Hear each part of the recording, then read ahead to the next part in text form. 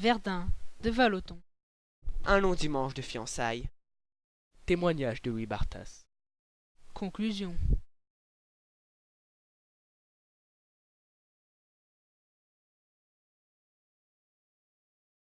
Verdun, par Vallotton. Félix Velton est né le 28 décembre 1865 à Lausanne, d'une famille bourgeoise. En 1882, il rentre à l'Académie Julian à Paris.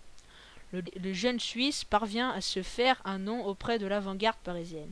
Sa renommée devient internationale grâce à ses gravures sur bois et à ses illustrations en noir et blanc qui font sensation.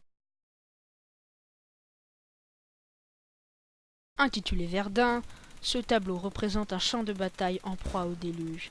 L'espace est structuré de façon géométrique.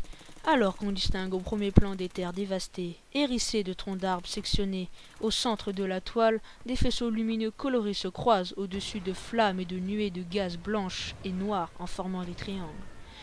La vision d'ensemble est celle d'un paysage de guerre où s'affrontent des forces antagonistes. La violence des intempéries est celle des hommes qui se battent à distance. Le tableau concentre visuellement le déchaînement des moyens mis en œuvre de part et d'autre dans un petit périmètre pour détruire l'adversaire. Un long dimanche de fiançailles.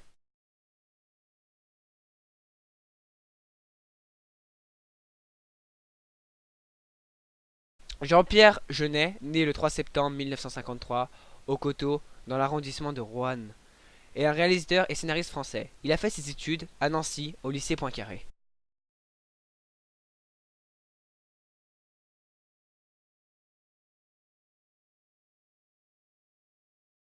Dans les tranchées de la Somme, pendant la Première Guerre mondiale, 5 soldats français sont accusés de s'être automutilés pour échapper à leurs devoirs. Condamnés à mort et abandonnés à leur sort dans le No Man's Land, ils sont apparemment tous tués.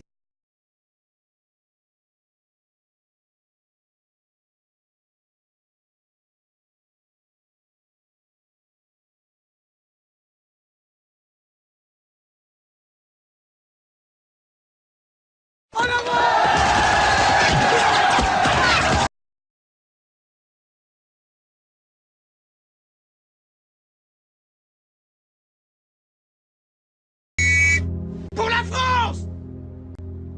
En avant!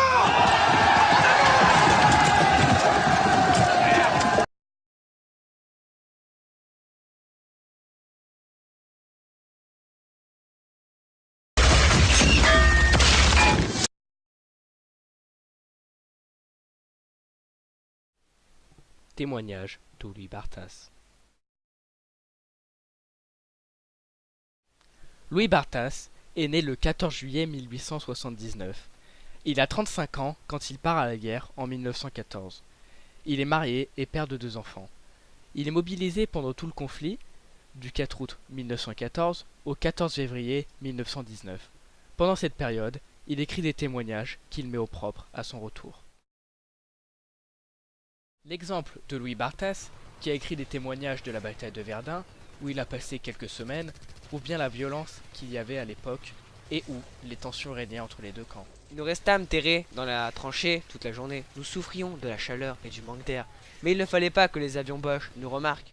Ces récits montrent aussi des conditions catastrophiques dans les tranchées durant la Première Guerre mondiale. Notre section fut par malheur prise d'une épidémie de diarrhée et il nous fallait ramper jusqu'à un vaste trou d'obus qui servait de toilette. Mais il trouvait la force de se battre pour ses amis morts au cours de ces combats. Je me promis de me battre jusqu'au bout pour honorer leur mémoire. Conclusion. Comment les artistes d'hier et d'aujourd'hui ont représenté le quotidien des soldats pendant la guerre? Ils les ont représentés par plusieurs façons, comme l'écriture, la peinture ou cinématographiquement. Tous ont montré les conditions catastrophiques de cette guerre et les massacres de celle-ci, que ce soit au niveau des paysages qu'au niveau des pertes humaines et matérielles. Les œuvres d'aujourd'hui montrent clairement que les conditions étaient compliquées et difficilement supportables. Allons